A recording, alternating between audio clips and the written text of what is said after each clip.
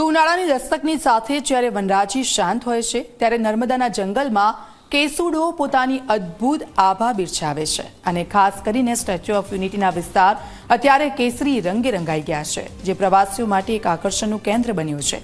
પણ આ માત્ર કુદરતી સૌંદર્ય નથી, આ કેસરી સોનું છે, જે સ્થાનિક આદિવાસી મહિલાઓ માટે એકતા નગરની એકતા નર્સરી આજે મહિલા સશક્તિકરણનું જીવતું જાગતું ઉદાહરણ બની છે।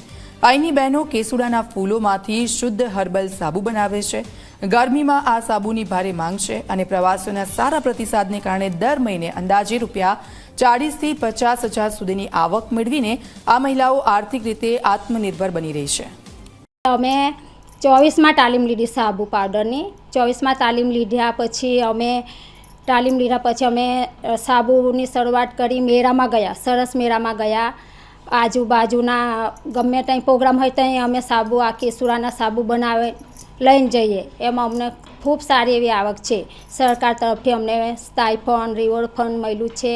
હવે મંડળમાં જોડાયા પછી અમને સરકાર દ્વારા આયોજિત અનેક એવા પ્રોગ્રામ છે, એમાં અમે ભાગ લઈને આજે અમે પોતાના પગ ઉપર ઊભા છે। કેસુડાના જે સાબુ છે એ ગરમીના ટાઈમ આપણે ઉપયોગ કરી શકીએ। એ સ્કિન એલર્જી માટે અને બોડીને ઠંડક આપે એના માટે છે, અને બાળકો માટે ખાસ છે કે ગરમીના ટાઈમમાં આપણે ઉપયોગ છોકરાઓ માટે વાપરી શકીએ। અને આ ગરમીમાં તો ખાસ કેસુડાનું ફૂલ બોડીને ઠંડક આપે એટલા માટે ઉપયોગી બને છે।